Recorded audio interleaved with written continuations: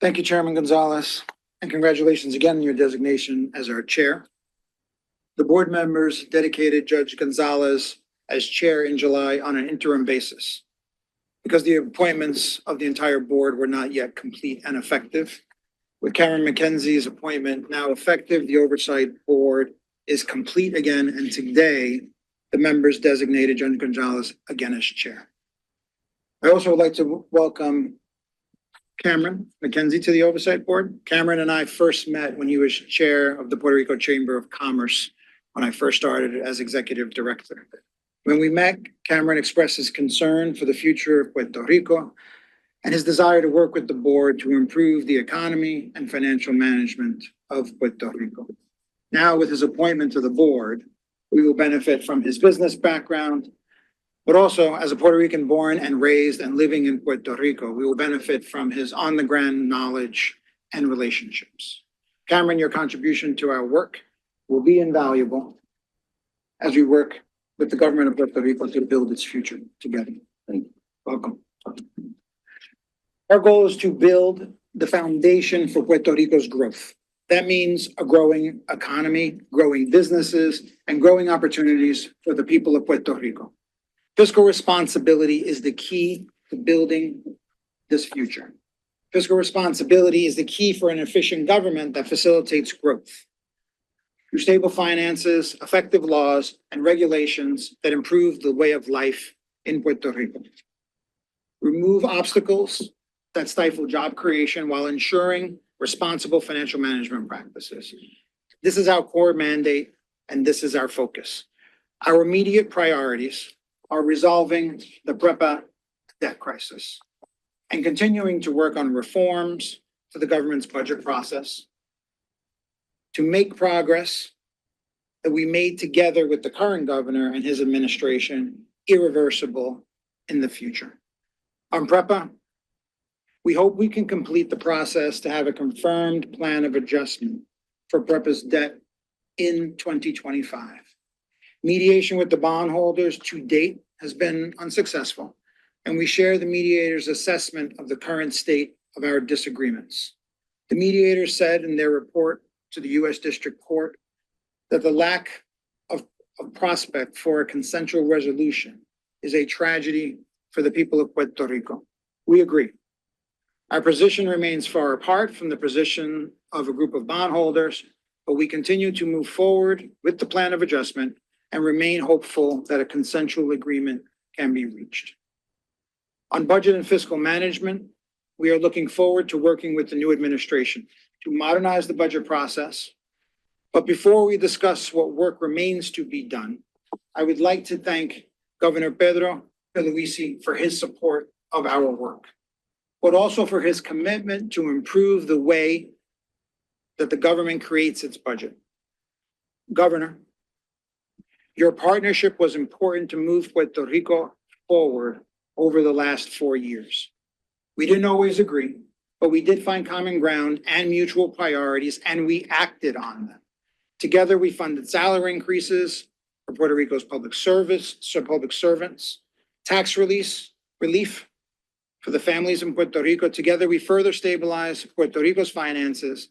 Together, we made deliberate strategic investments in comprehensive civil service reform to strengthen and improve government effectiveness for the people of Puerto Rico, ensuring that the government has a strong civil service based on merit, competence, and achievement. And together, we ended the Commonwealth bankruptcy. We reduced the Puerto Rico government debt by 80%, and we will save the people of Puerto Rico an estimated $50 billion in debt service payments from the Commonwealth debt restructuring alone. 50 billion is a big number and may be difficult for people to fully comprehend. In practical terms, it means that the board's actions working with your administration to reduce the debt will on average save each Puerto Rican household over $40,000. That's $40,000 that without PROMESA, they would have been responsible to pay. The plan of adjustment for the Commonwealth was a massive accomplishment, and our partnership and your commitment to getting us there was critical. In the name of the Oversight Board and its members, I thank you for your support and leadership on that. Together, we worked on a budget process, and again, your commitment and leadership was critical. We worked together on certifying 2 jointly developed budgets and 3 jointly developed budget amendments that were compliant with the fiscal plan for Puerto Rico. This includes the budget for the current year, fiscal year 2025. Unfortunately, the legislature added expenses, including spending that you yourself had vetoed, just as were on a path to a responsible budget.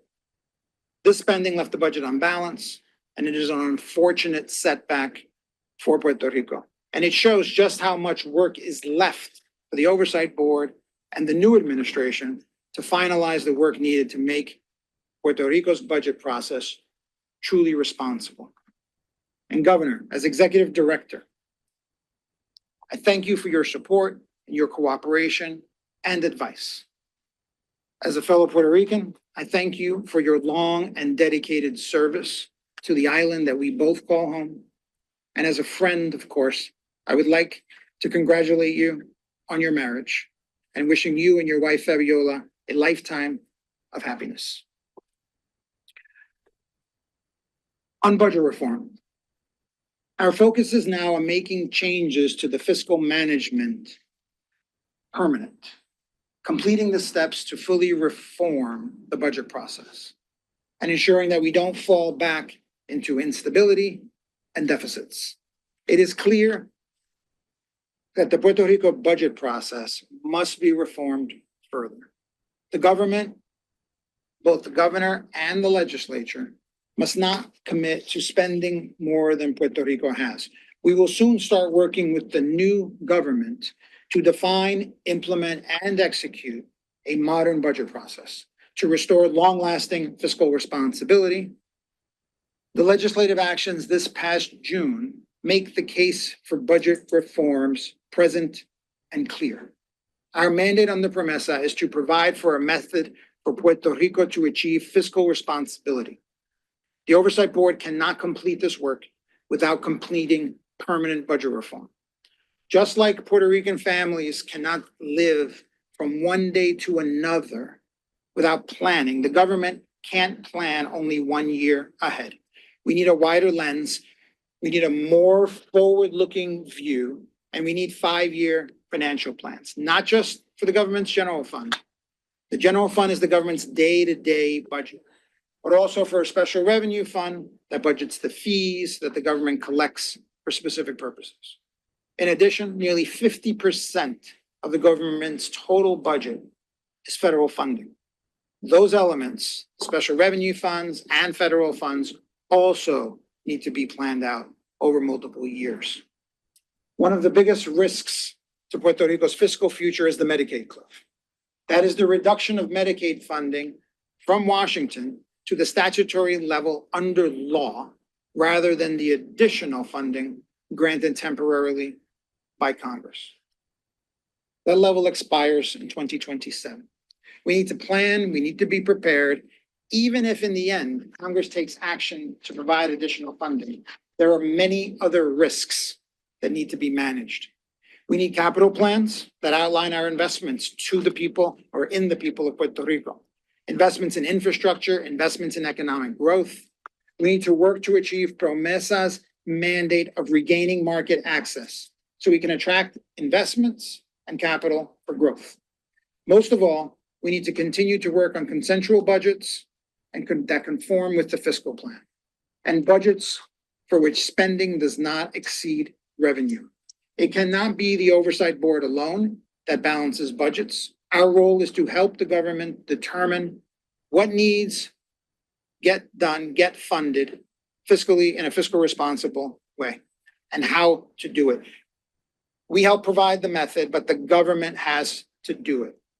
So what we will be working on with the incoming administration in this last phase of the Oversight Board's work after the debt restructuring, after stabilizing Puerto Rico's finances, the permanent budget reforms are essential for this handoff. I congratulate Representative Gonzalez on her election as governor. We have spoken in recent weeks, and many times before the election in Washington. And I feel confident that we are aligned in our priorities for Puerto Rico. I'm looking forward to working with the governor-elect and her administration with the new legislative leadership to complete our mandate.